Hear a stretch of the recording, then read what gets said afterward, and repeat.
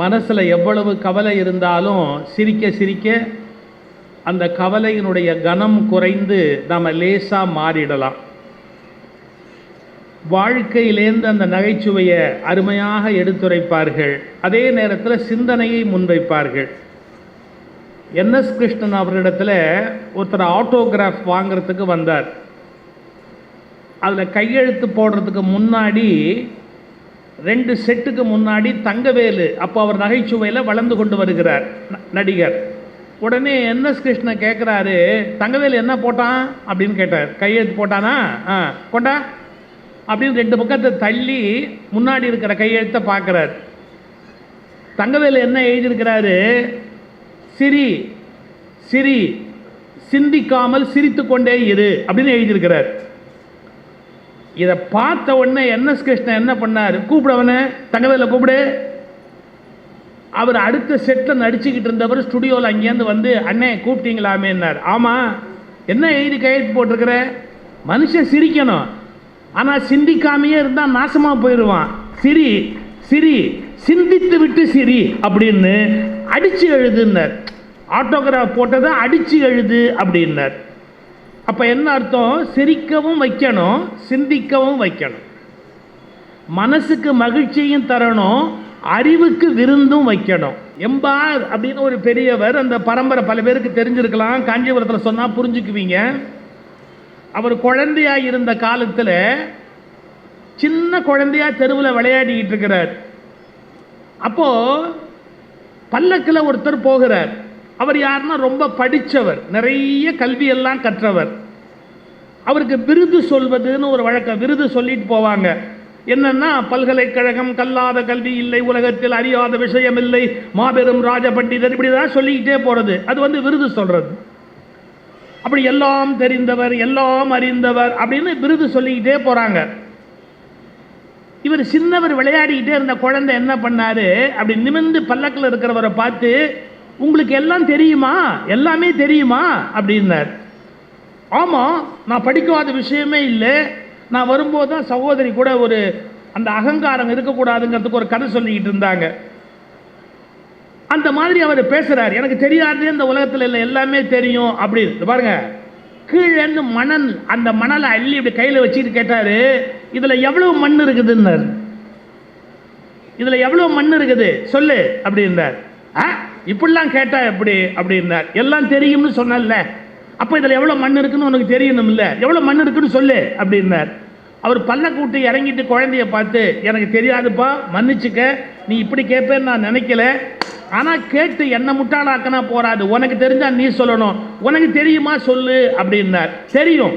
எவ்வளோ மண் இருக்கு? ஒரு கைப்பிடி அளவு மண் இருக்குன்னு. கற்றது கையளவு, ஒரு கைப்பிடி அளவு மண் இருக்குதுன்னார். அது ஒரு அளவு தானே. 100 110 சொல்ல முடியாது. 7 கடல் மணலை அளவிடின் அதிகம் எனதிடர் பிறவி அவதாரம். திருப்புகழ்ல மணலை எடுத்து அளக்க முடியாது, ஆனாலும் ஒரு கைப்பிடி அளவு அப்படின்னு சொல்லலாம் இல்லை, ஒரு அளவு சொல்லலாம் இல்லை. அதனால இந்த உலகத்தில் ஒரு விஷயத்தில் தெளிவாக இருக்கணும். எல்லாம் தெரிஞ்சவன் நான் தான், எனக்கு தெரியாது, யாருக்குமே தெரியாதுன்னு சொல்லக்கூடாது. Every second the world is changing. ஒரு வினாடியும் இந்த உலகத்தில் எல்லாமே மாறிக்கிட்டே இருக்குது. நேற்று போல் இன்று இல்லை, இன்று போல் நாளை இல்லை அப்படிங்கிறது சினிமா பாட்டு மட்டும் இல்லை, வாழ்க்கையின் பெரிய வேதம் அது. நீங்க நேத்திக்கு பார்த்த மனுஷனே நேத்திய மாதிரி இன்னைக்கு இருக்கணுங்கிற கட்டாயம் கிடையாதுங்க. நேத்திக்கு கெட்டவனா இருந்தவன் இன்னைக்கு நல்லவனா மாறி இருந்திருக்கலாம். இன்னைக்கு நல்லவனா இருந்தவன் இன்னைக்கு மத்தியானத்துக்கு மேல கெட்டவனா மாறி இருந்திருக்கலாம். அதனால யாரையுமே மாற மாட்டாங்க அப்படிங்கிற ஒரு உறுதி சொல்ல முடியாது. உலகம் மாற்றங்களுக்கு எப்போதும் கட்டுப்பட்டது. இதை புரிஞ்சுக்கணும் நாம. இப்ப சில பேர் வாழ்க்கையில் எப்படின்னு கேட்டீங்கன்னா, எதையுமே மாற்ற மாட்டேன் அப்படின்னு பிடிவாதம் பண்ணுவாங்க. அதெல்லாம் நடமாடுற பணம்னு அர்த்தம். எப்படி? நடமாடுற பணம் அப்படின்னு அர்த்தம். நடைப்பிணம் அப்படின்னு பேர் வைக்கிறான் பாருங்க. மாறுறதுக்கு தயாரா இருக்கணும். நேற்று சாப்பிட்டதையே சாப்பிடுவேன், அன்னைக்கு இருந்த மாதிரியே இன்னைக்கு இருப்பேன், தவறு. நம்ம சில விஷயங்களை பழக்கத்தில் வச்சிருக்கிறதாலேயே ரொம்ப பெரிய விஷயமா நினைச்சுக்கிட்டு இருக்கிறோம். கிடையாது. நமக்கு எல்லாரும் என்ன சொல்லி கொடுத்தாங்க? இட்லியை விட சிறந்த உணவு உலகத்தில் இல்லைன்னாங்க. அப்படி சொல்ல முடியாது. அரைச்சி 8 மணி நேரம் அல்லது 6 மணி நேரமான மாவில் நீங்கள் இட்லி போட்டால் தான் அது சரியான உணவே ஒழிய அதுக்கு மேலே வச்சிருந்தா அதை விட மோசமான விஷம் இந்த உலகத்தில் இல்லை. ஏன்னா அதுலேருந்து உண்டாக வேண்டிய அந்த அந்த புளிப்பு தன்மை இருக்கு பாருங்க, ஒரு பாக்டீரியா. அது 6 மணி நேரம் அல்லது 8 மணி நேரம் வரைக்கும் தான் ஒரு அளவாக இருக்கும். அது உடம்புல செரிமானத்துக்கு உதவியாக இருக்கும். அது ஒரு 12 மணி நேரம் நீங்கள் அப்படியே வச்சு புளிச்ச மாவை சாப்பிட்டீங்கன்னா அது செய்யக்கூடிய கெடுதலை உங்களுக்கு விஷம் கூட செய்யாது. நான் ஒரு முறை ஈரோட்டில் ஒரு ஹோட்டலில் சாப்பிட போனேன் சார். எங்கள் தலையெழுத்து எவ்வளவு தான் ஏக்கர் கணக்காக நிலைமே இருந்தால் கூட ஹோட்டல் தோசைன்னா எங்கள் தலையில் எழுதியிருக்கிறான் கடவுள். நான் சேலத்தில் சாப்பிட போனேன். ராத்திரி 9:30 மணி பேசி முடிச்சுட்டு சாப்பிட போகிறேன். அந்த ஊத்தப்பம் மட்டும் ஒரே ஒரு ஊத்தப்பம் கொண்டாப்பா அப்படின்னு, சூடாக இருக்கணுமேங்கிறதுக்காக ஒரே ஒரு ஊத்தப்பம் கொண்டா அப்படின்னு அந்த ஊத்தப்பம் கொண்டாந்து வச்சா சார் அப்படியே பயங்கரமாக புளிக்குது. புளிப்பு தாங்க முடியல. அந்த மாஸ்டரை கூப்பிடு, உள்ளே இருக்கிற மாஸ்டரை கூப்பிடு அப்படின்னு. அவர் வந்த உடனே கேட்டேன், என்னங்க அது ஊத்தப்பம் புளிக்குது அப்படின்னு. அது தெரியாமல் இருக்கிறதுக்கு தான் நான் 5 ஸ்பூன் ஜீனி போட்டிருக்கிறேன்னு. ஏங்க 5 ஸ்பூன் ஜீனி ராத்திரி நேரத்தில் சாப்பிட்டா உடம்பு என்ன வருது? அது புளிப்பு தெரியாமல் இருக்கிறதுக்கு தான் நான் ஜீனி போட்டிருக்கிறேன்னு அப்படிங்கிறார். இந்த மனுஷன் கொல்லாமல் விடுறது இல்லைங்கிறதுல உறுதியாக இருக்கிறார்னு அர்த்தம். நீங்கள் ஒன்று புரிஞ்சுக்கணும், அதிக நேரம் புளிக்க வைத்த உணவு உடம்புக்கு ரொம்ப ஆபத்தானது. சர்க்கரை நோய் இந்தியாவில் பரவிக்கிட்டே போகிறதுக்கு காரணமே என்னன்னு கேட்டிங்கன்னா நம்முடைய உணவு பழக்கம் தான் காரணம். ஏதோ உலகத்திலேயே இல்லாத உணவு பழக்கம் இந்தியாவில் இருக்குன்னு பெருமையாக பேசுகிறோம். அப்படி தயவு செய்து நினைக்காதீங்க. நம்முடைய உணவு பழக்கத்தில் நிறைய தவறு இருக்குது. நம்முடைய உணவு என்ன அடிப்படையில் இட்லி, பொங்கல், பூரி, தோசை எல்லாம் கார்போஹைட்ரேட்டு. யோசிச்சு பாருங்க, எல்லாமே கார்போஹைட்ரேட்டு. கார்போஹைட்ரேட் ஒரு அளவுக்கு மேலே சாப்பிட்டா உடம்பு சரியாக இருக்குமா? அப்போ ஃபாரினில் இருக்கிறவங்க பைத்தியக்காரனா சாலட் சாப்பிட்றான், இலை சாப்பிட்றான், கீரை சாப்பிட்றான், ஃப்ரூட்ஸ் சாப்பிட்றான், ஒரு விதமான முட்டைக்கோசை நறுக்கி வச்சு அப்படியே சாப்பிட்றான், தக்காளி அப்படியே சாப்பிட்றான். ஏன் அவன் சாலட் சாப்பிட்றான்? உணவு பழக்கம்னு எடுத்துக்கொண்டால் நம்ம ஆரம்ப காலத்தில் ஏதோ நம்ம பெரியவங்க தெரிஞ்சதில் ஒரு விஷயம் சொன்னாங்களே ஒழிய நம்ம பெரியவங்க இட்லி தின்னாங்கிறதுக்காக நானும் இட்லியே திம்பேன்னு சாதிக்காதீங்க. நான் இட்லிக்கு எதிரி இல்லை, ஆனால் அதுக்கு ஒரு கணக்கு இருக்குதுன்றேன். 6 மணி நேரம் புளிக்க, அதுக்கு மேலே புளிக்காத ஒரு மாவு, அதை ஒரு தடவை சாப்பிடலாம். அதை ஃப்ரிட்ஜில் வச்சு சாப்பிட்டா என்னன்னா, நீ சாப்பிட்றதுக்கு பின்னால் ஒரு சவப்பெட்டி படுக்க வைப்பான்ல, அதை நிறுத்தி வீட்டில் வச்சா அதுக்கு ஃப்ரிட்ஜுன்னு பேர். செத்ததுக்கப்புறம் உன்னை எந்த சவப்பெட்டியில் வைக்க போகிறானோ, இப்போலாம் ஏர் கண்டிஷன் பாக்ஸில் தானே வைக்கிறான். அந்த ஏர் கண்டிஷன் பாக்ஸில் உன்னை உள்ளே வைக்கிறதுக்கு பதிலாக நீ சாப்பிட்றதையெல்லாம் உள்ளே வச்சு முன்னாடி நிறுத்தி வச்சிருக்கிறான். நின்ற நிலையில் இருக்கும் ஒரு சவப்பெட்டி. இது ரொம்ப அக்கிரமங்க. எதை கேட்டால் சில பேர் வீட்டு ஃப்ரிட்ஜுக்குள்ளே புறநானூற்று புளிக்குழம்பு இருக்குதுங்க, சங்க காலத்து சாம்பார் இருக்குதுங்க. இது எங்கேயாவது நாடு விளங்குறதுக்கு சரியான விஷயம் நினைக்கிறீங்க? ஃப்ரிட்ஜுங்கிறது அவசியம்தான், ஆனால் அதில் எவ்வளவு நேரம் இருக்கலாம் அப்படின்னு ஒரு கணக்கு இருக்குது. நம்ம உணவில் விஷமாறதுக்கான நேரம்னு ஒரு கணக்கு இருக்குது. திரும்ப திரும்ப சுட வச்சா கெட்டு போகிற உணவு எது? அப்படி சாதத்தை மறுபடியும் சுட வைக்கவே கூடாது. சாதத்தை மறுபடியும் நீங்கள் சுட வச்சிங்கன்னா more or less it is a poison. மறுபடியும் சாதத்தை சுட வச்சா, இந்த யூடியூப் எடுத்து பாருங்க, வீட்டில் பழைய சாதம் மிஞ்சி விட்டதா, கவலைப்பட வேண்டாம், மொறு மொறு என்று ஒரு தோசை போடுகிற யோசனை உன்னை கொல்னா கூட தப்பு இல்லைடா. அது சோறு மிஞ்சி போச்சு, அதை மறுபடியும் வேற ஒரு வடையா பொரிக்கிறது, அதை இன்னொன்னா பண்றது. தயவு செய்து இந்த மாதிரியான அராஜகம்லாம் பண்ணாதீங்க. ஏன்னா ஃப்ரெஷ் ஃபுட், நம்ம எவ்வளவு கீரையை சமைக்கிற போது எப்படி சமைக்கணும்னு சொன்னா, கீரையை சமைக்கிற போது மூடி போட்டு சமைக்கக்கூடாது. கீரையை சமைக்கிற போது நீங்கள் இன்னும் சரியாக சொல்கிறதா இருந்தால் எண்ணெய் விட்டு வதக்கக்கூடாது. பழைய நல்ல முறை எப்படின்னா கீரையை அப்படியே அவிப்பாங்க. சைனாவில் இன்றைக்கி அப்படி தான், பச்சை கீரையை அப்படியே வெந்நீரில் அவிப்பாங்க, லேசாக துளி உப்பு போட்டு ஆலிவ் ஆயில்னா ஆலிவ் ஆயிலும் ஏதோ ஒன்று போட்டு அப்படியே சாப்பிடுவாங்க.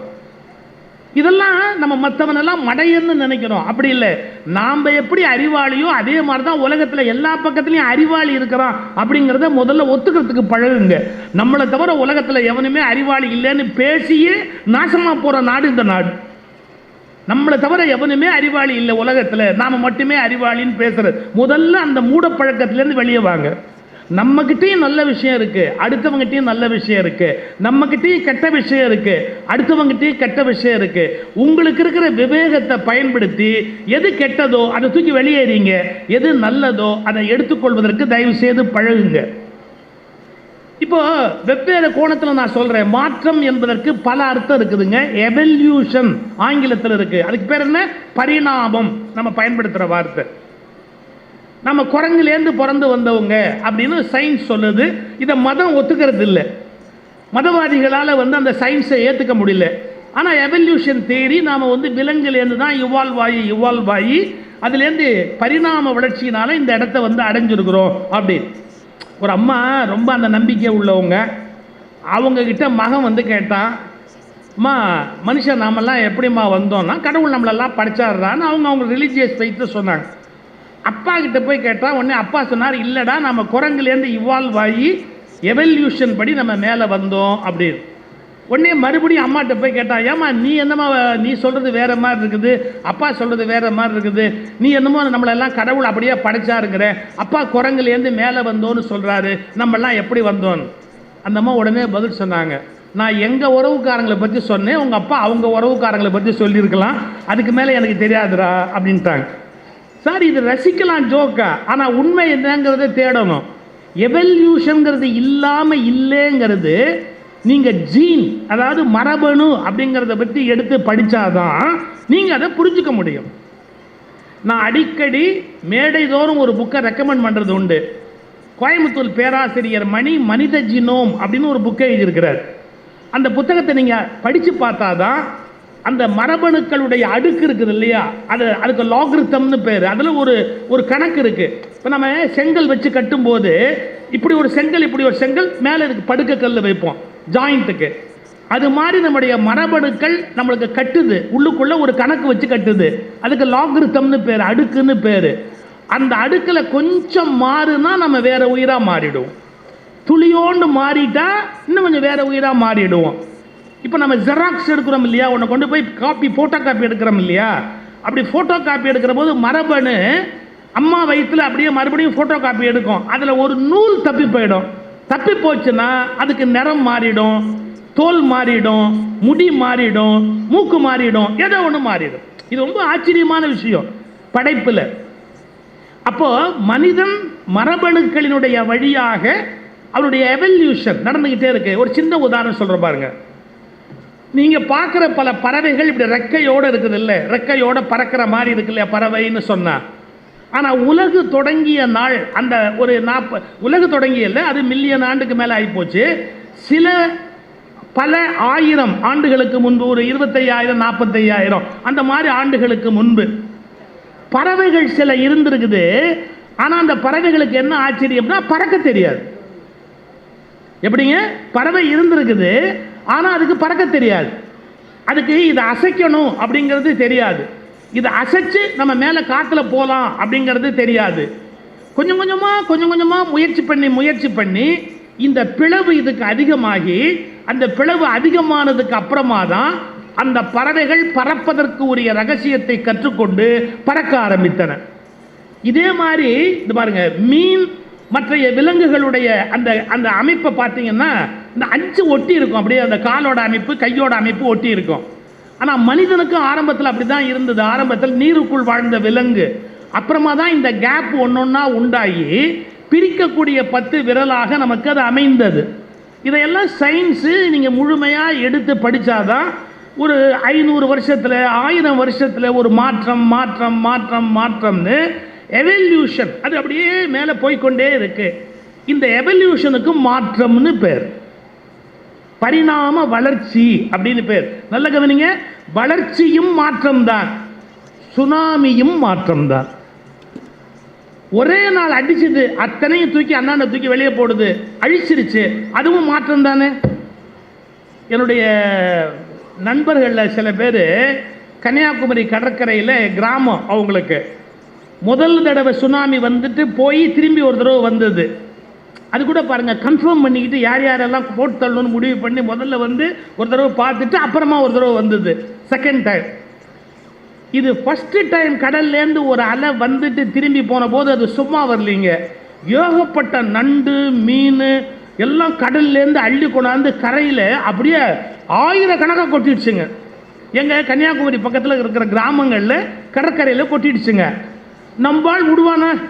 அந்த அலை திரும்பி போன உடனே கொழுத்த நண்டு கொழுத்த மீன் கடலுக்குள்ளார இருந்தது எல்லாத்தையும் கடலே கொண்டாந்து வச்சுக்கோ அப்படின்னு ஃப்ரீயாக கொடுத்துட்டு அது உள்ளே போயிருக்குன்னு ஒன்று அவன் கோணிப்பையை தூக்கிட்டான்.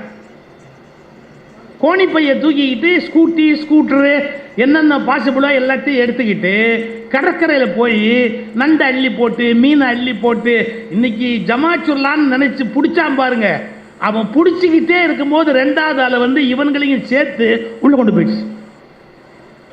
இவனுங்க அதை எடுத்து நண்டை பொறுக்கி போட்டுக்கிட்டு இருக்கிற போது ரெண்டாவது அலை வந்து இவன்களையும் சேர்த்து உள்ளே எடுத்துட்டு போச்சு. ஒரே கிராமத்தில் 30 பேர் செத்துருக்கிறான். ஒரே கிராமத்தில் 30 பேர் செத்துருக்கிறான். அதில் கடைசியாக நண்டை பிடிச்சிட்டு ஓடியாந்தவன் என் ஃப்ரெண்டு. அவனுக்கு மட்டும் ஏதோ கடவுள் ஒரு ஆயில போட்டு வச்சிருக்கிறாரா என்னன்னு தெரியல. அவன் தான் இந்த கதையை சொன்னான். சார், நான் நமக்கு இதுக்கு மேலே வானான்னு ஸ்கூட்டியில் ஏறி ஸ்டார்ட் பண்ணுறேன் சார், அலை பின்னாடி வந்தது சார்னா போதும் நிறுத்திட்டு வெளியே போயிட்டான். அவன் தப்பிச்சான். இப்போ நான் ஒரு கேள்வி கேட்குறேன். கட்டடம் இருக்குது, பூகம்பம்னு ஒன்று நடக்குது, அப்படியே இடிஞ்சு சுக்குநூறாக கீழே விழுது, அது மாற்றம் தானே? மலைச்சரிவுன்னு ஒன்று வருது, அப்படியே மேலேருந்து மலை சரிஞ்சு கீழே விழுது, அது ஒரு மாற்றம் தானே? இப்போ எவல்யூஷன்ங்கிறது கன்ஸ்ட்ரக்டிவான ஒரு மாற்றம்.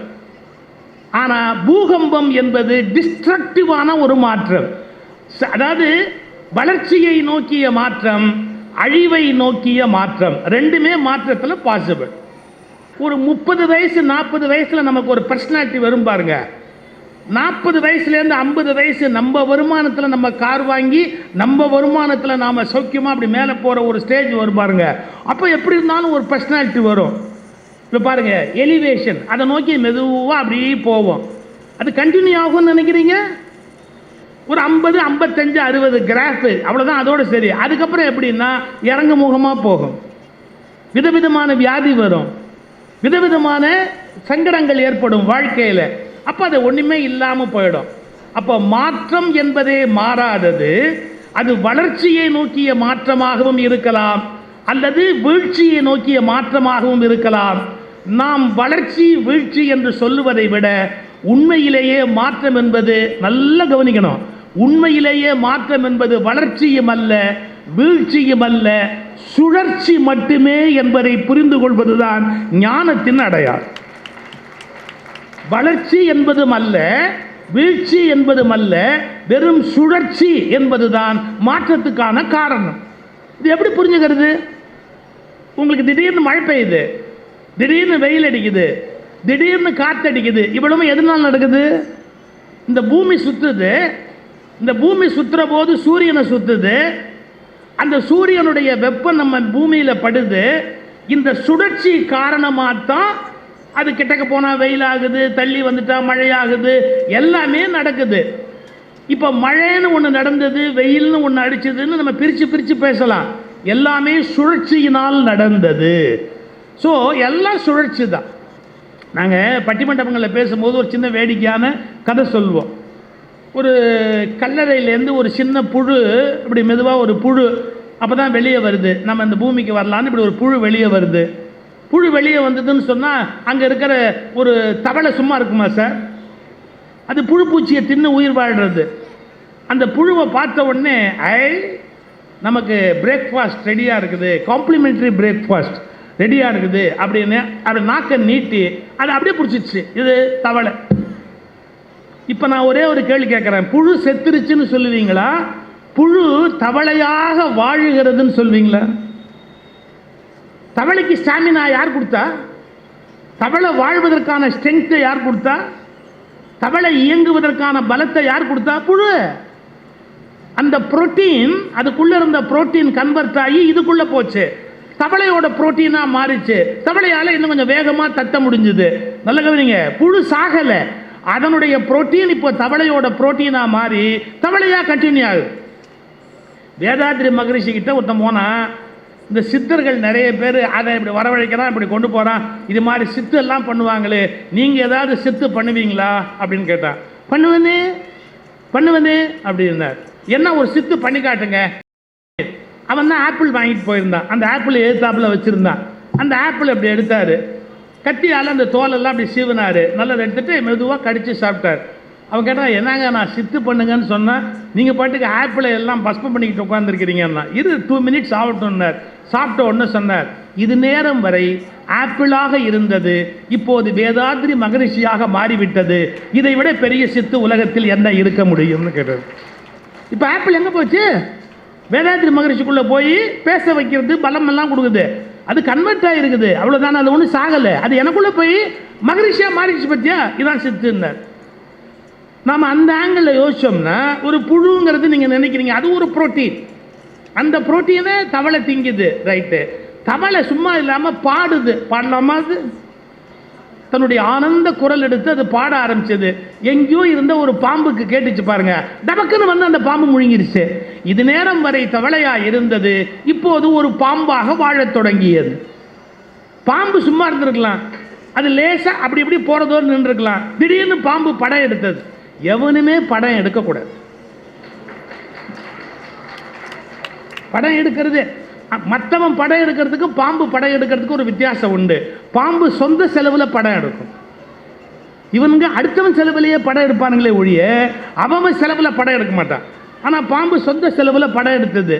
இந்த பாம்பு படம் எடுத்தால் மேலேருந்து இருக்கிற கழுகு அல்லது கருடன் சும்மா விட்டுருமா? மேலேருந்து ஒரு கழுகு வந்தது, ஒரு அடி அடிச்சது பாருங்க. இப்போ பாம்புங்கிற புரோட்டீனாக இருந்தது, கழுகுங்கிற புரோட்டீனாக போயிடுச்சு, முடிஞ்சு போச்சு. கழுகு ஒரு அதுக்கப்புறம் ஒரு 2 வருஷம் இருந்திருக்குமோ, 1.5 வருஷம் இருந்திருக்குமோ தெரியாது. ஒரு வேடம் போனால் அச்சாம் பாருங்க, அடித்த உடனே அந்த கழுகு அப்படியே செத்து கீழே விழுந்தது. வீட்டுக்கு தூக்கியாந்தான், கழுகை சமைச்சு சாப்பிட்டான். கழுகை சமைச்சு இப்போ வேடம் எவ்வளோ நாள் இருப்பான்? அவனுக்குன்னு ஒரு வயசு வந்தது. அவனை பார்த்து ஒருத்தன் கேட்க மாட்டானா, பெரியப்பா நீ இன்னும் இருக்கிறியே? அவனை பார்த்து ஒருத்தன் கேட்டிருப்பான்ல, பெரியப்பா எங்கள் அப்பா போயிட்டா நீ இன்னும் இருக்கிறியே அப்படின்னு அவன் சித்தப்பா கேட்டிருப்பான்ல. அவன் கேட்ட உடனே இவன் போயிட்டான். போன உடனே என்ன போச்சு, அவனை கொண்டு போய் புதைச்சாங்க. பழைய தமிழ் வழக்கம் புதைக்கிறதுங்க. அதனால தான் வள்ளலார் புதைக்கணும் எரிக்கக்கூடாதுன்னு சொன்னாருங்க. தமிழருடைய ஆதி வாழ்வில் எரிக்கிற வழக்கம் என்பது ஆரியர் வருகைக்கு பிறகு இந்தியாவில் வந்ததே ஒழிய அது தமிழர்களுடைய பூர்வீகமான பழக்கம் அல்ல. வரலாறு நல்லா தெரிஞ்சவங்களுக்கு தெரியும். நான் காரணமும் சொல்றேன். ஆரியர்களுக்கு நிலம் இல்லாததால் எரித்து ஆற்றில் விட வேண்டிய கட்டாயம் இருந்தது. தமிழர்களுக்கு சொந்த நிலம் இருந்ததால் பிணங்களை தன் பூமியில் புதைக்கிற வழக்கம் இருந்தது. ஏன் சார், நிலம் இருக்கிறவங்க தானே சார் புதைக்க முடியும், இல்லாட்டி போய் எங்கேயாவது புதைச்சா விட்டு உதைக்க மாட்டானே. நிலம் இல்லாதவன் எரிச்சிட்டு ஆற்றுல விட்டான், நிலம் இருக்கிறவன் புதைச்சி வச்சான். பாரம்பரியத்தை நீங்கள் புரிஞ்சுக்கணும். அந்த வேடை செத்து போன உடனே அவனை புதைச்சாங்க. இப்போதான் அந்த கதை முடியுது பாருங்க. வேடனை புதைத்தார்கள், கொஞ்ச நாள் ஆகிட்டு அந்த கல்லறையிலிருந்து ஒரு புழு எட்டி பார்த்தது. Conversion of protein. என்னது கன்வர்ஷன் ஆஃப் புரோட்டீன்? இந்த புரோட்டீன் அந்த புரோட்டீனாக மாறும், அந்த புரோட்டீன் அந்த புரோட்டீனாக மாறும், அந்த புரோட்டீன் அந்த புரோட்டீனாக மாறும். கடைசியில் எல்லாம் போய் திரும்பி அதே புரோட்டீனாக மாறி அப்படியே கீழே கிடக்கும். கொஞ்சம் யோசிச்சு பாருங்க. இதை வளர்ச்சின்னு சொல்றதா வீழ்ச்சின்னு சொல்றதா? சுழற்சி என்று சொல்வது தான் மாற்றத்துக்கான சரியான டெஃபினேஷன். அதை புரிய வைக்கிறதுக்கு தான் விஷ்ணு கையில் ஒரு சக்கரத்தை கொடுத்து பார்த்தா. சுழற்சி, கால சுழற்சி எல்லாமே சுழற்சியில் தான் அடங்கியிருக்கு அப்படிங்கிறத புரிய வைக்கிறதுக்காக அந்த அமைப்பை நம்முடைய முன்னோர்கள் வகுத்து வைத்தார்கள். 2 விஷயங்களை உள்ளடக்கின 2 கதைகளை மட்டும் சொல்லலாம்னு நினைக்கிறேன். கரிசல் நிலம் அப்படிங்கிறது இந்த கரிசல் நிலத்தில் எங்கு தோண்டி பார்த்தாலும் அடக்கம் செய்யப்பட்ட பெண்களின் மூச்சு இருந்துக்கிட்டே இருக்கு. கணவனால், தந்தையால் அல்லது தாத்தாவால், தாய்மாமனால் சாதி மறுப்பு திருமணத்திற்காக அல்லது மத மறுப்பு திருமணத்திற்காக துணிந்து நின்ற பெண்கள் வன்கொலையாக படுகொலை செய்யப்பட்டு இந்த நிலமெங்கும் புதைக்கப்பட்டிருக்கிறார்கள். அந்த எங்களுடைய வம்ச குலக்கொடிகளான வங்கொலையாள்கள் நிறைந்திருக்கிற நிலம் இந்த நிலம். ஆகவே இந்த நிலத்தின் கதையை பேசுவது என்பது சபிக்கப்பட்ட, வன்கொலையாக புதைக்கப்பட்ட பெண்களின் வாழ்க்கையை, பெண்களின் கதையை பேசுவதாக இருக்கும் என்று நான் நம்புகிறேன். உங்கள் எல்லாருக்கும் தெரியும், ஏ.கே. ராமானுஜம் உலகின் மிக முக்கியமான தமிழ் அறிஞர். ஏ.கே. ராமானுஜம் நாட்டார் வழக்காறுகள் குறித்து ஒரு கதை ஒன்று சொல்லுவார், எங்கே பேச வந்தாலும், அல்லது எழுதிட கூட செஞ்சிருக்கார். ஒரு பெண், அவளுக்கு ஒரு கதையும் ஒரு பாடலும் தெரியும். அவளுக்கு அதை எப்படியாவது சொல்லிடணும்னு நினைக்கிறாள். எப்படியாவது யாரிடமாவது சொல்லிவிட வேண்டும் என்று நினைக்கிறாள். இங்கே பெண்கள் தான் விரும்புவதை சொல்லிவிடுவதற்கு இந்த சமூகம் அனுமதிக்கிறதா என்ன? அவள் சொல்லவே இல்லை. அவளுக்கு சொல்லும் சந்தர்ப்பம் அமையவே இல்லை. அவளுக்கு திருமணமும் ஆகிறது, அப்போதும் சொல்லவில்லை.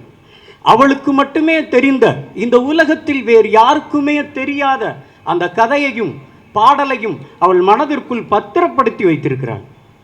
அவள் மனதிற்குள் பத்திரப்படுத்தி வைத்திருக்கிற இந்த கதைக்கும் பாடலுக்கும் ஒரு பெரிய ஆசை, எப்படியாவது நாம் இவளிடமிருந்து தப்பி பிழைத்து இந்த உலகத்திற்கு வந்துவிட வேண்டும் என்று நினைக்கிறது.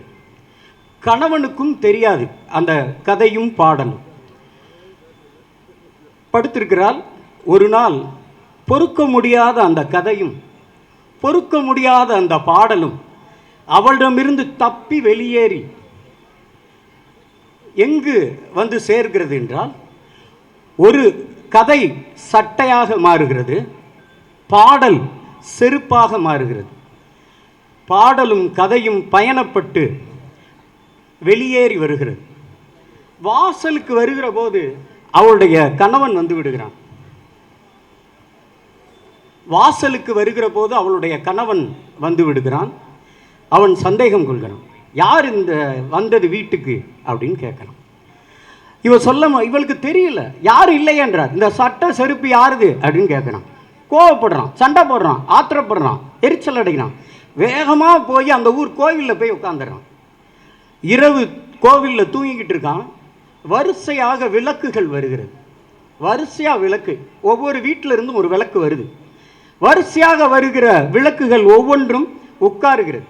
அந்த கோவிலில் உட்கார்ந்து ஒவ்வொரு விளக்கும் தன் கணவனை பற்றி, குடும்பத்தை பற்றி, மாமனாரை பற்றி, மாமியாரை பற்றி சொல்லிக்கிட்டே இருக்கு.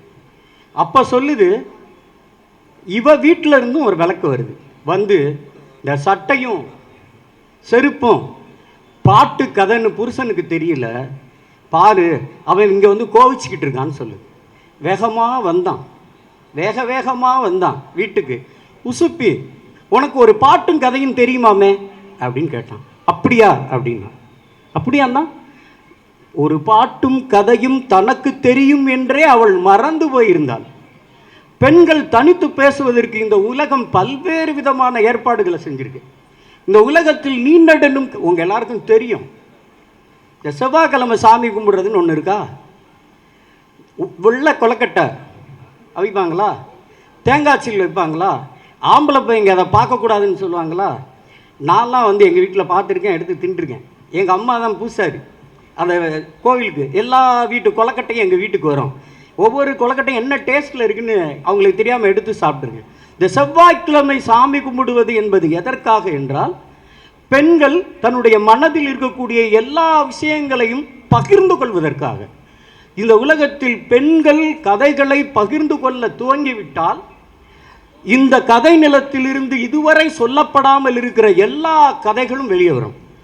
செவ்வாய்க்கிழமை ஔவையார் திருவிழாவில், ஔவையார் பூஜையில் சொல்லப்பட்ட கதைகள் எல்லாம் இதுவரை எழுதப்படவே இல்லை. இந்த கரிசல் நிலத்திலிருந்து பெண்கள் தங்களுடைய கதைகளை சொல்ல வருகிற போது, இதுவரை கீராஜ நாராயணன் கைகளுக்கு சிக்காத, இதுவரை கூவாலகிரி சாமியின் கண்களின் பார்வைகளுக்கு படாத, இப்போதும் கதை எழுதி கொண்டிருக்கிற பலரினுடைய கண் பார்வை எல்லைக்குள் சிக்காத கதைகள் நிச்சயமாக வரும். இந்த நிலத்தின் பெண்கள், கரிசல் நிலமே கதை நிலம்தான். இது தோண்ட கதைகள் வருகிற இந்த நிலத்தில் இருந்து பெண்கள் கதைகளை கொண்டு சேர்ப்பாங்க. கதைகளால் இந்த நிலம் பண்படும். மண் பயனுற வேண்டும்னா இந்த மண்ணில் இருக்கக்கூடிய கதைகள் இந்த உலகமெல்லாம் பயணப்பட வேண்டும்னு அர்த்தம். இந்த மண் பயனுற, இந்த மண்ணின் கதைகள் இந்த உலகமெங்கும் கொண்டு செல்லப்படும். அதற்கான சாத்தியங்களை, அதற்கான வழிவகைகளை இது போன்ற புத்தக திருவிழாக்கள் ஏற்படுத்தி தரும் என்று நான் நம்புகிறேன். ஒரு விதமான மனநிலையில் என்னுடைய பேச்சை நிறைவு செய்கிறேன். நன்றி, வணக்கம்.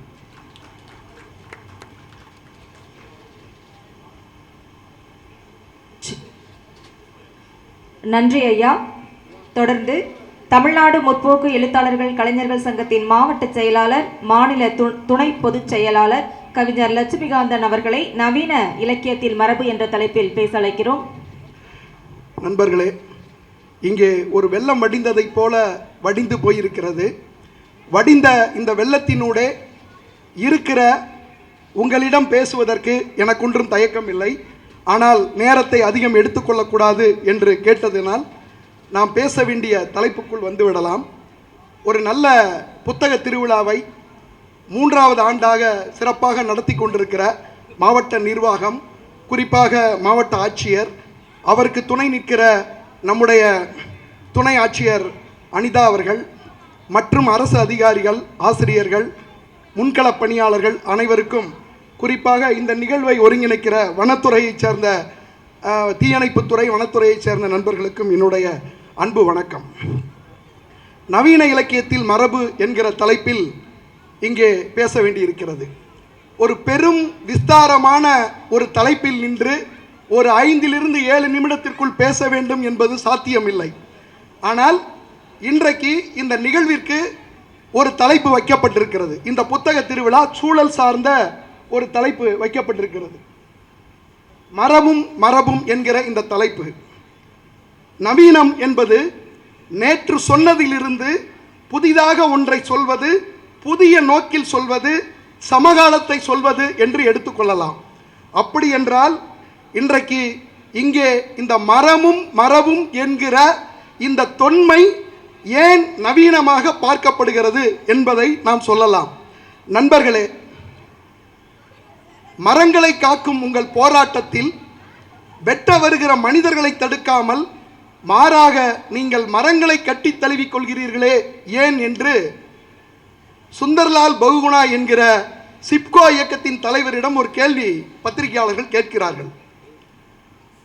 மரங்களை காக்கும் உங்கள் போராட்டத்தில் வெட்ட வருகிற மனிதர்களை தடுக்காமல் மாறாக நீங்கள் மரங்களை கட்டி தழுவிக் கொள்கிறீர்களே ஏன் என்று கேட்டபோது அவர் நிதானமாக, பொறுமையாக பதில் சொன்னார். ஆமாம், இதயம் உள்ளவர்களைத்தானே தழுவ முடியும் என்று சொன்னார். உண்மையிலேயே அந்த பதில் மிகுந்த ஒரு நெகிழ்ச்சியை நமக்கு தருகிறது. ஆஹா, சுந்தர்லால் பகுகுணா சொல்லிவிட்டார் என்று வருகிற போது அதனுடைய மரபு எங்கிருந்து வருகிறது என்று சொன்னால், வாடிய பயிரை கண்ட போதெல்லாம் வாடினேன் என்று சொன்ன வள்ளலாரிலிருந்தும் வருகிறது. ஆக இந்த மரபும் என்று சொல்லுகிற போது பல விஷயங்கள், நான் நவீன கவிதையில், நவீன இலக்கியத்தில் மரபு என்று சொல்லுகிற போது இலக்கியத்தில் கதை, சிறுகதை, நாவல், கட்டுரை என்று பல வடிவங்கள் இருக்கிறது. இந்த பல வடிவங்களில் நான் கவிதை வடிவத்தை எடுத்துக்கொள்ளலாம் என்று நினைத்து பெரிய தயாரிப்புக்குள் இருந்தேன். ஆனால் இன்றைக்கு அதற்கான எனக்கு அடுத்தபடியாக ஐயா புலவர் காளியப்பன் அவர்கள் பேச இருக்கிறார்கள். நண்பர்களே, பெரும் சுதந்திரத்தை கொழுந்து விட்டு எரிகிறது. கொழுந்து விட்டு எரிகிற போது நம்முடைய இந்தியர்களை, குறிப்பாக புரட்சிக்கு தயாராகின வீரர்களை மரங்களில் தொங்க விடுங்கள், மரங்களை தூக்கில் தொங்க விடுகிறார்கள் பிரிட்டிஷ் ஆட்சியினர். இந்த மரங்களில் இவர்களை தொங்க விடுவதை பார்த்தவுடன் அன்றைக்கு அரசியாக இருந்த ஜான்சி ராணி லட்சுமிபாய் அன்றைக்கு ஒரு கட்டளை இடுகிறார். நாம் இயற்கையை காப்பாற்ற வேண்டும், மரங்களை காப்பாற்ற வேண்டும், சூழலை காப்பாற்ற வேண்டும் என்று சொல்லுகிற போது அன்றைக்கு இந்த நாட்டினுடைய விடுதலைக்காக போராடுகிற வீரர்களை தூக்கிலிடுவதை காண சகிக்காமல் நம்முடைய ஜான்சி ராணி லட்சுமிபாய் அவர்கள் சொல்லுகிறார்கள், மரங்களை எல்லாம் வெட்டி சாயுங்க, ஆணையிட்டார் ஜான்சி ராணிங்க, நெருப்பாய் கொதிக்கட்டும் கோடை வெயில், இல்லாமலே போகட்டும் ஒதுங்க நிழல், மரங்களை எல்லாம் வெட்டி சாயுங்க, ஆணையிட்டார் ஜான்சி ராணிங்க என்று ஒரு நாட்டுப்புற பாடல் இருக்கிறது. நண்பர்களே, இந்த நாட்டுப்புற பாடலை பதிவு செய்தவர்கள் வீர சுதந்திரம் வேண்டி என்கிற இந்த புத்தகத்தை எழுதிய எழுத்தாளர் மாதவராஜ் அவர்கள் இதை பதிவு செய்திருக்கிறார்கள். வரலாற்றில் எத்தனையோ விஷயங்கள் சூழலியலுக்கு எதிராகவும் ஆதரவாகவும் வந்து போயிருக்கிறது. நவீன இலக்கியத்தில் இன்றைக்கு ஒரு மிகப்பெரிய மாற்றம் எப்போது வருகிறது? ஒரு அச்சு இயந்திரத்தின் வருகை. அந்த அச்சு இயந்திரத்தின் வருகைக்கு பிறகு கல்வியில் ஏற்படுகிற மாற்றம், கல்வியில் ஏற்படுகிற மாற்றத்திற்கு பிறகு நவீன இலக்கியம் வருகிறது, புகைவண்டி பயணங்கள், இதனால் ஏற்படுகிற மாற்றங்கள் என்று நிறைய மாற்றங்கள் வருகிறது. இந்த நவீன இலக்கியத்தில் மரபு என்று சொல்வதற்கு முன்பு பின்பு என்று எடுத்துக்கொண்டால், நவீன இலக்கியத்தில் முதலில் பெரும் பேச்சை பேசியவன் மகாகவி பாரதி. தமிழ் பாரதியால் தகுதி பெற்றது என்று பாரதிதாசன் சொன்னார். அப்படி என்ன தகுதி பெற்றது? 20ஆம் நூற்றாண்டின் தேவைக்கேற்ப தமிழ் மொழியை நவீனப்படுத்தியதில் மகாகவி பாரதிக்கு ஒரு மிகப்பெரிய ஒரு பொறுப்பு இருக்கிறது. மகாகவி பாரதி சொல்கிறான், காற்றேவா வசன கவிதை, எத்தனை விதமான ஒரு வாய்ப்பு இருக்கிறதோ அத்தனை விதங்களிலும் மகாகவி பாரதி தன்னுடைய மொழியில் புதுமைகளை புகுத்திருக்கிறான். எளிய பதங்கள், எளிய நடை, எளிதில் அறிந்து கொள்ளக்கூடிய சந்தம், பொதுஜனங்கள் விரும்பும் மெட்டு, இவற்றினுடைய காவியம் ஒன்றை தருவோன், தற்காலத்திலே செய்து தருவோன், தாய்மொழிக்கு புதிய உயிர் தருகிறான் என்று அவர் நம்முடைய கவிதையில் அவர் எழுதுகிறார். அதாவது புதிய கவிதை, வசன கவிதை எழுதுகிற போது மிக விரிவான தளத்தில் பாரதி வசன கவிதையை கொண்டு வந்து சேர்க்கிறார். காற்றே வா, மெதுவாக வா, ஜன்னல் கதவை உடைத்து விடாதே, காகிதங்களை எல்லாம் கிழித்து விடாதே என்று அந்த கவிதை போய் அந்த கவிதை நிறைவாகிறது. என்ன சொல்கிறது? ஆதலால் மானிடரே வாருங்கள், வீடுகளை திண்மையுற கட்டுவோம், கதவுகளை வலிமையுற சேர்ப்போம், உடலை உறுதி கொள்ள பழகுவோம், உயிரை வலிமையுற நிறுத்துவோம், உள்ளத்தை உறுதி செய்வோம், இங்கனம் செய்தால் காற்று நமக்கு தோழனாகி விடுவான் என்று மகாகவி பாரதி தன்னுடைய நவீன கவிதையில் அவர் முன்மொழிகிறார், வசன கவிதையில் முன்மொழிகிறார். இந்த மாதிரி கவிதையில் நிறைய முன்மொழிந்து கொண்டு போகிற போது ஒரு முதல் குரல், அதாவது பெண்களின் குரலாகவும் கவிதையில், நவீன கவிதையில், இலக்கியத்தில் மரபு வந்து சேர்கிறது.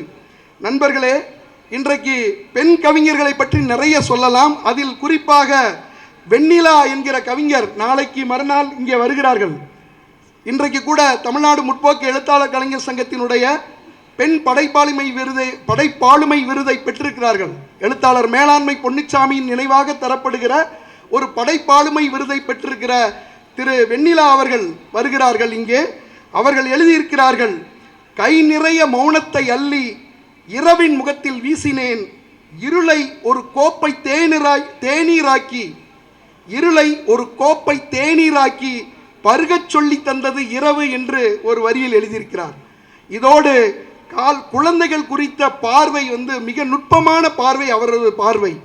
கால் தவறி ஒரு பொம்மையை, கால் தவறி லேசாக மிதித்து விட்டேன் பொம்மையை, அடித்ததை விட அதிகமாக அழுகிறாள் என்று அந்த கவிதையில் சொல்லுகிறார்கள். அழும் பொம்மைகளை குழந்தைகளுக்கு பிடிக்காது, அழும் குழந்தைகளுக்கு பிடித்து விடுகின்றன பொம்மைகளை என்று இந்த கவிதையை சொல்லுகிற போது நீங்கள் பொம்மையை பொம்மையாக பார்க்க வேண்டியதில்லை, குழந்தைகளை எப்படி பார்க்க வேண்டும் என்பதை இப்படி ஒரு அற்புதமான கவிதையின் மூலம் சொல்கிறார்கள். நண்பர்களே, நவீன கவிதையில், நவீன இலக்கியத்தில் மரபு என்று சொல்லுகிற போது ஏராளமாக இருக்கிறது. நவீன இலக்கியத்தில் மரபு, அந்த மரபை புரிந்து கொள்வதற்கு காலம் என்ற அருவமான கருத்தாக்கத்தின் தொழிற்பாடுதான் நவீனத்துவம் என்று சொன்னால், இந்த காலத்தை பேசுகிற எல்லாமே நவீனம்தான். இன்றைக்கு இந்த புத்தக திருவிழாவின் தலைப்பு நவீனமானது. மரபும் என்கிற இந்த தலைப்பு நவீனமானது. வாலி என்கிற கவிஞன் சொன்னான், மரங்களை வெட்டுங்கள். வாலி என்கிற கவிதை சொல்கிறார், எண்ணிலிருந்து இத்தனை சிலுவைகளை செய்கிறீர்களே. ஒருத்தன் சொல்றான், எண்ணிலிருந்து இத்தனை சிலுவைகளை செய்கிறீர்களே, உங்களிலிருந்து ஒரு இயேசுவை தர முடியுமா என்று மரம் கேட்பதாக ஒரு கேள்வி. பட்டுக்கோட்டை பிரபாகர் என்பவரை நீங்கள் ஒரு பாக்கெட் டைரி எழுத்தாளர் என்றுதான் நீங்கள் நினைத்திருப்பீர்கள். அவர் எழுதியிருக்கிறார் ஒரு கவிதையில், மரங்களை வெட்டுங்கள், மரங்களை வெட்டுங்கள், எங்களுக்கெல்லாம் நிழல்களை நிரந்தரமாக்கி விட்டு பிறகு நீங்கள் மரங்களை வெட்டுங்கள் என்று சொல்லுகிற கவிதை காலத்தில் சொல்லப்பட வேண்டிய கவிதை. இன்றைக்கு மிகப்பெரிய 4 வழி சாலைகளில் வெட்டப்படுகிற அல்லது ஏதேனும் ஒரு காரணத்திற்காக மரங்களை தூர்வாரி கொண்டிருக்கிற போது நமக்கெல்லாம் இந்த தொன்மையை அளிக்கிற இந்த இடத்தில் இந்த கவிதைகள் நினைவுக்கு வருகிறது. இந்த நவீன இலக்கியத்தில் மரபு என்று சொல்லப்படுகிற இந்த நேரத்தில் ஏராளமான கவிதைகளும் கனவு கதைகளும் வந்தாலும் கூட ஒரே ஒரு கதையை சொல்லி முடித்து விடுகிறேன் என்னுடைய நேரத்திற்குள். நான் எழுத்தாளர் கந்தர்வன் அவர்கள் சீவன் என்று ஒரு கதை எழுதியிருக்கிறார். இது பெரிய கதை. சீவன் என்கிற இந்த கதையில் கூழுப்பிள்ளை என்பவர் அவர்கள் வம்சாவளியாக ஒரு முனியாண்டியை கும்பிடுகிறார்கள். அந்த முனியாண்டி துடியானவர், மிக துடியானவர். அவர் ஊருக்கு ஒதுக்குப்புறமாக இருக்கிறார். அந்த ஊருக்கு ஒதுக்குப்புறமாக இருக்கிற அந்த முனியாண்டியை நோக்கி யாரும் பெரிய அளவுக்கு போவதில்லை. திடீரென்று ஊருக்குள் ஒரு பிச்சைக்காரன் வருகிறான் அல்லது ஒரு பைத்தியக்காரன் வருகிறான். ஆனால் அந்த பைத்தியக்காரன் வந்தவன் எப்பொழுதும் அவன் என்ன செய்கிறான், அந்த முனியாண்டி கோயிலின் முனியாண்டிக்கு அருகில் தான் படுக்கிறான். எல்லோரும் பயப்படுகிறார்கள். முனியாண்டி துடியானவர், சாதாரணமாக விடமாட்டார், இவன் எதுக்கு அங்கே போய் படுக்கிறான், எல்லாம் பேசுகிறாங்க. இவருக்கு கூழுப்பிள்ளைக்கு கோபமாக வருது. ஏன்னா இவன் ரொம்ப இதாக இருக்கான், இவன் போய் முனியாண்டியை அசிங்கப்படுத்திடுவானோன்னு தினசரி அவனை விரட்ட பார்க்குறாரு. ஆனால் பெரும்பாலும் யாரும் அந்த முனியாண்டி கோயிலை போவதில்லை. ஊருக்குள் பலரும் பலவாறு பேசுவார்கள். மதிய நேரத்தில் போனால் ஒரு பெருங்காத்தடிச்சா அந்த காற்று முனியாண்டி கோபமாக இருக்கிறதுக்கு அர்த்தம். சாயங்கால நேரம் போனால் முனியாண்டியோட வாசம் எல்லாரையும் இது பண்ணிடும். இப்படி பயந்து பயந்து எல்லாருமே அந்த முனியாண்டியை பார்த்து பயப்படுவாங்க. ஆனால் அந்த ஊருக்குள்ளே புதிய காற்றாக என்ன செய்வாங்கன்னா, நம்ம பிள்ளைங்க இந்த இளவட்ட பையன்னு சொல்லுவாங்கள்ல, இந்த 2K கிட்ஸ் மாதிரி பையங்கள்லாம் வந்துடுறாங்க. அவங்க எப்போ பார்த்தாலும் இதை அந்த இடத்துல தான் உட்காந்து பல வேலைகளையும் செய்கிறாங்க. எல்லாரும் இளைஞர்கள் செய்கிற மாதிரி செல்ஃபோன் பார்க்குறது, தம் அடிக்கிறது, இவர் போய் வெள்ளம் தத்தம் போட்டு விரட்டினா போங்க பார்ப்போம் அப்படின்னு சொல்கிறது. ஆனால் யாரும் ஆனால் ஊர்க்காரங்க பூரா பயப்படுறாங்க. இளவட்டங்க பூரா ஜாலியாக இருக்காங்க, பேசுகிறாங்க, கதை புத்தகம் படிக்கிறாங்க. அந்த பையங்க போய் அங்கே போய் கதை புத்தகம்லாம் படிக்கிறது, பேசுகிறது, இப்படி இருக்காங்க. இவர்களோடு தினசரி போய் படுத்து தூங்கி ஊரில் போய் கஞ்சி அப்படி பிச்சை எடுக்கிறவர் அந்த பிச்சைக்காரன். போய் எடுக்கும்போது அவன் பைத்தியக்காரன்னு அவனை சொல்கிறாங்க. அவன் எதை வாங்கினாலும் ஒரு ஈரமுள்ள தட்டை தான் நீட்டுவான். அதில் கஞ்சி இருந்தாலும் சரி, எது இருந்தாலும். அவனுக்கு சிகரெட்டே வேணும்னு கேட்டால் கொடுப்பாங்க, சிகரெட் கொடுப்பாங்க. அந்த சிகரெட்டை கூட கையில் வாங்க மாட்டான். என்ன செய்வானா, அதில் போடுங்கன்னு சொல்லுவான். அதை போட்ட பிறகு எடுத்து காதில் தொடச்சிக்கிடுவான். அவன் இப்படி இருக்கிற ஒரு நாள் அந்த திடீர்னு அந்த ஊரில் என்ன ஆகுதுன்னா, அந்த முனியாண்டி கோயில் அந்த ஊரில் பெரிய காற்றடிக்குது. மழை பெய்கிற மாதிரி ஒரு பெருங்காற்று, பெரும் வீச்சா அடிக்குது. திடீர்னு முனியாண்டி கோயில் பக்கத்துலேருந்து ஒருத்தன் ஓடி ஐயோ பெரிய காற்றடிக்குது, மரமெல்லாம் ஆடுது, என்ன ஆக போதோன்னு தெரியல, நீங்கள் உடனே போய் எல்லாரும் பாருங்கள், அந்த பைத்தியக்காரன் வேறு அங்கே உட்காந்துருக்கான்னு சொல்கிறாங்க. உடனே இந்த கூழுப்பிள்ளை வேகமாக ஓடி போய் பார்க்க போகிறார். காற்று வேகமாக அடிக்குது. அடித்த வேகத்தில் மழையும் பெருசாக பெய்யுது. திடீர்னு பார்த்தா அந்த அந்த பைத்தியக்காரன் ஓடுறான். இந்த மரம் வேரோடு பெரிய அரச மரத்துக்கு கீழே தான் அவர் இருக்கார் முனியாண்டி. அந்த அரச மரத்து இலை கூட எல்லாருக்கும் புனிதமானது. அந்த அரச மரத்தை அப்படி பார்க்குறாங்க. அந்த அரச மரம் அடியோடு பெயர்ந்து விழுகுது. இவன் ஓடி போயிடுறான். அப்போ ஓடி போனவுடனே அந்த விழுகிற மரம் அந்த முனியாண்டி இருக்கிற அந்த கல் இருக்குது பார்த்தீங்களா, அந்த முனியாண்டி சாமியோட சிலை, அந்த கல் தான் அந்த வழிபடுறாங்க. அதை உடைச்சி சுக்குநூறாக விழுந்துருது. அவன் ஓடிடுறான். உடனே அவர் கூழுப்பிள்ளை சொல்கிறாரு, அவன் ஓடிட்டான், சாமி உடஞ்சிருச்சின்னு சொல்கிறார். அங்கே இளவட்ட பையனில் ஒரு பையன் சொல்கிறான், அவனுக்கு சீமை இருந்துச்சு, காற்று உரைச்சிச்சு, அவன் ஓடிட்டான் அப்படின்னு சொல்லி முடியுது கதை. காலம் காலமாக யார் உங்களை காப்பாற்றுகிறார்? ஒருவர் கேட்டார், என்ன வரம் வேண்டும் என்றார் கடவுள். அது தெரியாத நீர் என்ன கடவுள்னா ஒருத்தன் கவிதையில். இதான் நவீன கவிதை. எல்லாவற்றையும் நவீன இலக்கியம் மரபுகளை உடைத்து எல்லாவற்றையும் கேள்வி கேட்கிறது. எல்லாவற்றையும் கேள்வி கேட்கிற இந்த இலக்கியத்தில் மரபை பேசுவதற்கு பெரும் நேரம் தேவைப்படுகிறது. இந்த பெரும் நேரம் இங்கு கிடைக்காததினால் ஒரு நல்ல வாய்ப்பை வழங்கிய மாவட்ட நிர்வாகம் மற்றும் அனைத்து நண்பர்கள், காத்திருந்த தோழர்கள் அனைவருக்கும் இந்த நேரத்தில் எனது அன்பையும் வணக்கத்தையும் சொல்லி நிறைவு செய்கிறேன். நன்றி, வணக்கம்.